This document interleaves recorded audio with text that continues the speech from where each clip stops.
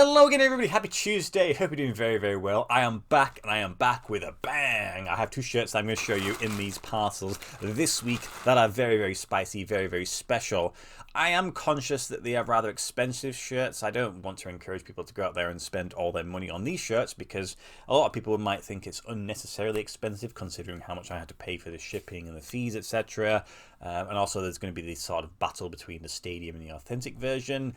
Obviously, I'll leave it up to you to make your decisions. Some people will say it's fine, some people will say it's unnecessary, and that is totally fine. So, I suppose one thing to do is to get it open. Both the shirts in here, I think probably a lot of you will have already seen. If not, you are in for a treat.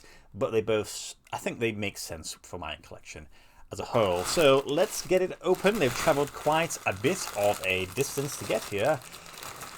Exciting times. So, the first one I shall do, I'm not really bothered which one I'm going to show you today or the one on Friday, is that one there. So it doesn't actually come in any wrappers, which I thought was interesting. But we have tags, god damn it, thank you so much. There we go. So we have the rear of the shirt. So it is this sort of pink colour, not a baby pink, but it's certainly pink nonetheless. And we have this interesting design that seems to be floating across the top and the sleeves there. Probably maybe see it a little bit more as we bring it round to the front. And let's have a look. Ta-da! Whoa! Now that's very vibrant. I think that's certainly, to use today's terminology of vibes, that's definitely a shirt that showcases that. Now then, I think a lot of you have probably seen this one. I mean, it's one that you probably can't forget once you have done so. But there we go. It definitely fits in with the theme of my shirt. A lot of colours going on. Now that's pretty cool. We've got some little sponsors going on the sleeves there. And we have some also going on there. So I reckon most people will be familiar with the team. Patch probably gives it away. Manufacturer probably also gives it away. So let me dress the mannequin and I'll come back to you and explain to you why I spent all this money on this particular shirt. Rightio then, so there's a shirt hiding the lovely Milan shirt behind it. The team is Toronto FC. Yes, it is a Canadian team that plays in MLS football, and this is their third shirt for the current season 2023. I bought this one from the MLS store, the online store. This one cost me $150, so about £118 for the shirt. And there was shipping, of course, on top of that. And there was unfortunately, some sort of fees with regards to customs.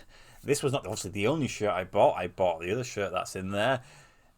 It was not a cheap purchase. It was not a cheap purchase. I've never bought anything from there before, to be honest, because I've not really wanted a MLS shirt that badly. There's been a couple of cool ones, but I've always been discouraged by the price. But this one, along with the other one I'm going to show you on Friday, I kind of warranted it in my opinion, though I think a lot of people would probably be discouraged by that, like I have been at this point.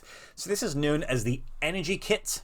Yeah, it makes sense to me. There's definitely a lot of powerful, vibrant colours floating around there, sort of stemming from the centre, where you've got all these centralised logos. Not always a huge fan of that, but you know what? It kind of works. The fact that it all comes out of the club crest there, that's a nice little touch. So Toronto FC were founded in 2005, and they were the first Canadian franchise for MLS football. Now, the current season is, I think, coming to a close, and the club currently sits second bottom of the Eastern Conference. And I suspect once Messi's Inter Miami have managed to play their games in hand, they will probably be bottom of the Eastern Conference. So not a particularly great season for them. Last season, they finished second bottom as well, so at least they're consistently terrible, I suppose, though they've not always been as terrible. I think if you go back to 2017, so not a particularly far distance from where we sit, they actually won the treble. So they won the MLS Cup, the Supporter Shield, and the Canadian Championship. So they've definitely had some success in relative years. In fact, the following season, 2018, qualification for the Champions League through their exploits the season before, they got all the way to the final, unfortunately losing to Guadalajara of Mexico in the final on penalties nonetheless. So they were so close to achieving everything. So they've definitely got a pedigree. Maybe they can get back there at some point.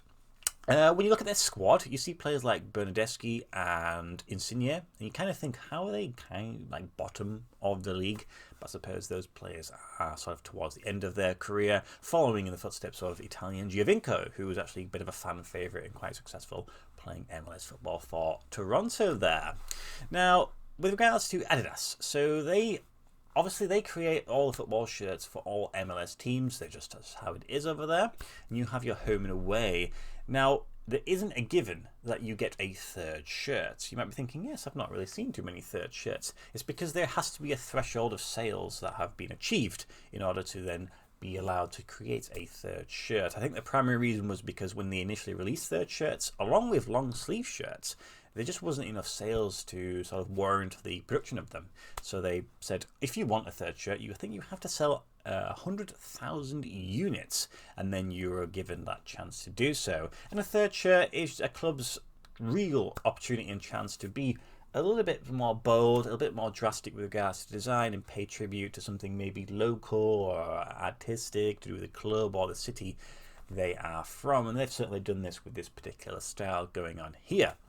I think there's going to be 4 teams that are going to be using a third shirt this season. You have Toronto, you have New York Red Bulls, I think you have New York City, and then also Atlanta United. I think those are the 4 teams. In fact, I don't believe last season even had a third shirt release. So it's 100,000 units. That's quite a lot considering, but it's always nice when they do so because they get to have a bit of freedom with regards to the shirt. So this is the authentic version. I didn't buy the stadium. I thought, well, if I'm investing, it's still not cheap to buy the stadium one, and if I'm going to do it, I might as well go all the way. So the differences between this and the stadium one, and this is where a lot of people might get a little bit annoyed and frustrated at Adidas, because it's not really that much different. So the only thing that I would say with regards to the design on the shirt is on the inside of the collar, it just says all for one, which I can only presume is some sort of club motto there. And then you also do get the patches on the sleeves. So you've got the MLS patch and the Apple TV, and obviously you have the sort of sponsors on the side there. You don't get that on the stadium. And then additionally, you also get these, which are more transferred on. So it's not a thin plastic transfer like you do with these sponsors here. It's sort of a more of a 3D plastic transfer, a little bit more sort of high quality material. And also, of course, the fit is a little bit more different. It's designed to sort of hug the player a little bit more. The fact that I collect these shirts and don't wear them is actually a benefit for collecting the authentics, because I suppose if you were to wear these, eventually they would fall apart because they're not really designed for continual use, you know. So that's one thing to bear in mind. If you are going to be wearing the shirts, sometimes a stadium is better because it's a little bit more durable. But it just feels quite nice. It's got these... This is rather interesting. I mean, I have a few Adidas Authentics. The Juventus third shirt that I got, that terrible one, that's another one that sort of springs to mind there. So I thought, you know what, let's go for it. Let's just really, if you're going to spend money, just spend some money. Now, for those of you who live in the UK, you can actually buy this shirt. Not this one specifically, you can buy the stadium version from a few online retailers. I think like Kitbag sell it, but it's still £80, so it's not a cheap shirt either there. Maybe eventually at some point they may go on sale. I can't imagine that they will sell the authentic shirt. It's not too common for that to happen in the UK, and specifically for a shirt that's kind of released later on in the season. Do they actually carry them across to the season afterwards? I know they do that with the home and the away, but do they do that with the third shirts? I'm not sure about that. So I can't imagine they would, and if they did, the price would still be rather high. You'd only be saving on the shipping and the customs, I guess, which every little helps, but that's just something to bear in mind. It's one of those shirts where, I mean, summer's finished now, certainly in the UK. It's more of a festival design, I guess you would say. I suppose if you are spending the money on it like this and getting the authentic, this is probably one of the few occasions where I wouldn't be against it if you were also to buy a fake version of this, and then you would wear that to the festival, because at least if you own this one, you get the fake one, you're not going to destroy this one. So that's maybe one reason why I would maybe allow it. But I had to go for it as soon as I saw it released. I think this was the first one released. It's just vibrant colours. It's got the pink on it, the blues, and I thought, I've not got a Toronto shirt yet. This could be the one for me. And obviously I went and made the purchase. It looks nice. I don't mind it. So yeah, let me know what your thoughts are on it. Of course, I know it's a bit of a contentious subject with regards to Authentics, and it's not cheap. You know, I'm not going to pretend it wasn't. So, you know, just maybe wait. It's possible they may drop, and they may drop on sale. I know classic football shirts sometimes get authentic versions. You can pick them up for quite a decent price, like £50. Certainly cheaper than I spent on this one. So that is the first shirt. It's cool. Wait until you see the second one, and then we can maybe decide which one was the best of the two. Not quite sure myself. I guess I'll have to wait and see what the other one looks like in person. So, guys, thank you for watching my videos. As always, I hope you have a great week ahead, and I'll see you in the next video. Goodbye.